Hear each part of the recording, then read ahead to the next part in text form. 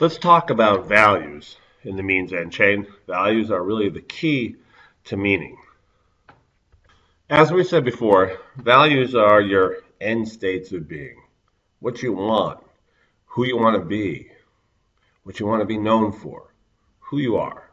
It's all the stuff that we hold important as an individual. And it's that stuff, those values, that give meaning to what we do every day. It may not seem like it, we may not think about it, but in our own way, we're striving, pursuing our values, our end goals, and looking for fulfillment. And as we think about values and kind of where they come from and what they are, we can think about values at two levels. Values, certainly exist at a cultural level within the culture we have, and also at a personal level. Culture is a set of values, beliefs, and attitudes that lead to norms of behavior. Norms of behavior are the standards for acceptable or preferred behavior. It's what we should do or are expected to do. These values, in the definition of culture, are what drive behavior. We do what we believe we should do. And when we look at other behaviors that perhaps we could never do, we have a hard time understanding how others would do it. Could you be a suicide bomber? Attack, blow up little kids? Could you have multiple wives? Or be, a sister wife, have one husband and share him? Many times we have a hard time understanding these types of behaviors, but when you look at the beliefs and values that either a suicide bomber might have or a Mormon, you can understand their behavior better. It's really the values, the things that we believe to be important, that influence and shape our behavior. And we normally act consistently with our values and beliefs, especially when it comes to important choices that we need to make. Maybe not the mundane stuff we do every day, but when we have relatively important choices we have to make, we usually make those choices in a way that are consistent with our values. Now, you may wonder, what is the role of culture or why we have it? But basically, having a set of shared values among a large group of people tells us what is right versus wrong, what's good versus bad, what's fair versus unfair, what's just, what's unjust. Think about an athletic team or some group you're on. You have your own culture. And based upon the culture, it tells you how you should act as a teammate, how you should act towards a coach, what's expected of you in practice and in games and also in the off season. So we use culture to help us figure out what we should do. It's the rules of engagement for our life, how to interact. And if we didn't have culture, if there were no rules, then, quite literally things would be very chaotic and there'd be lots of anarchy. We wouldn't know what to expect, how to act, how the other person would respond to us.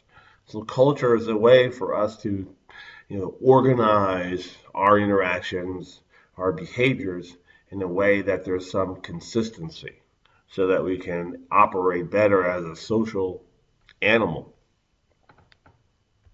Why does culture work? Well, culture works because people that act consistently with cultural values, what most people find important or the way we should act, you get rewarded. More status, financial reward, privilege, opportunity to improve your lot in life. You get all the good stuff. That's why you guys are in college, to get all the good stuff that comes with getting a college education, getting a good job, having a career, doing all the things that basically are still part of the American dream. Culture also punishes people for inappropriate behavior. It can be imprisonment, the death penalty, being ostracized, being made fun of, never having an opportunity to advance. All those institutions like prisons and criminal justice, they're all made up by us. They're a part of our social construct. So culture's there as a way our culture is enforced through rewards and sanctions or punishments. And that means, that it has a powerful influence on us. Now, culture is learned, and it's called enculturation.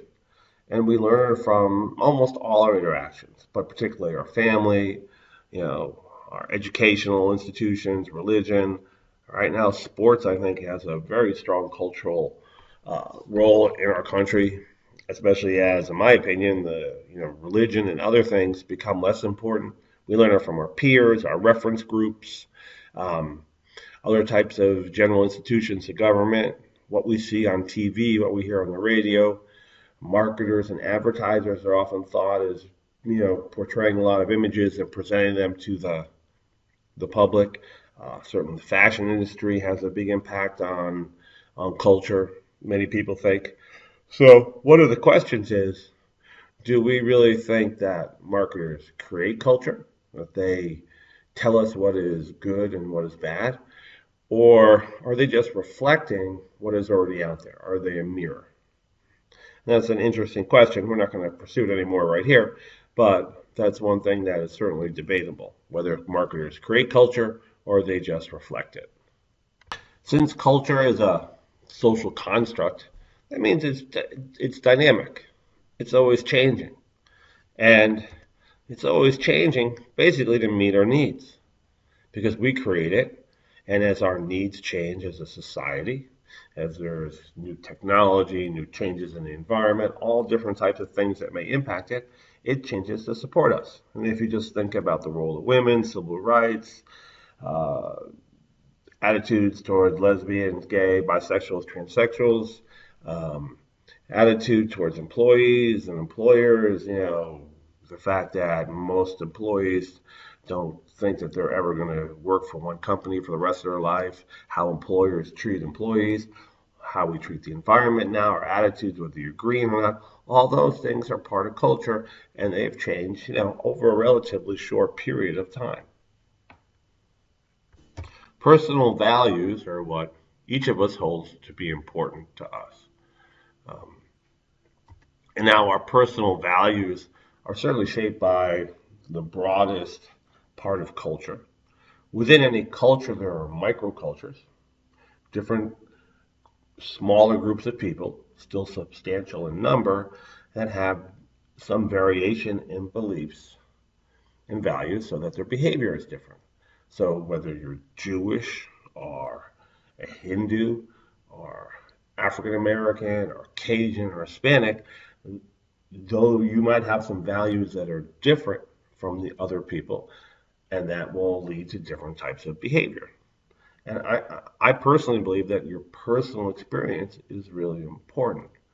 That you experience culture and other things, through interactions with people as you grow up. So hopefully you had lots of positive interactions with others, whether they're teachers, your peers, and coaches. And that has helped shape you to be who you are today. But we must also recognize that sometimes we have bad experiences, and those are important also. So all of this together, culture, microculture, your personal experiences, and how you really experience culture, all those kind of help develop your personal values. So consequently, there's a lot of variation of personal values, even though in a broad sense, we often have a lot of the same values and therefore we often will do the same things. As you'll find out later in this module, people often have a hard time articulating their personal values. That people's self-knowledge isn't really that strong. And despite that, what we want to remember is values really do shape our behavior. They act kind of in the background. We don't always think about them, but they're in our consciousness, and we prefer to act consistent with that. All right? And the values that we hold, we have them. We learn them. We learned them when we were little kids. We learned them as we got older. We had some experience that was important to us that helped ingrain them. So we rarely question them or think about them, right? But they're there because we assume that, hey, this is what we want to do. We know that if we do this, good things are going to happen, whether it's for our own reward or how other people will praise us or how they're going to see us. So we really don't lose our values, even though they can change, but we rarely access them in a way to say, gee, what are my values? And as you do research, and the technique is called laddering, you'll find that people will have a hard time saying what their values are. Well, they'll say, well, just because. I don't know, because that's what I want. So it's not uncommon that people have a hard time expressing them, but even though they can't express them, it doesn't mean that they're not operating. To summarize, values are what give meaning to what we do. Values define what is right, good, fair, just in life. Because we often play different roles in life or have different roles. I can be a father, a husband, a friend, a professor, a coach. I can have different values for each of those roles. So a person can have many different values, and sometimes values, between the different roles can be different or conflict. I might want to be a patient father, but I could be a very demanding coach, and those two values are in conflict, but not to me as long as I hold them in different roles. And basically, we buy stuff that helps us experience or support the values that we're moving towards, we're trying to attain.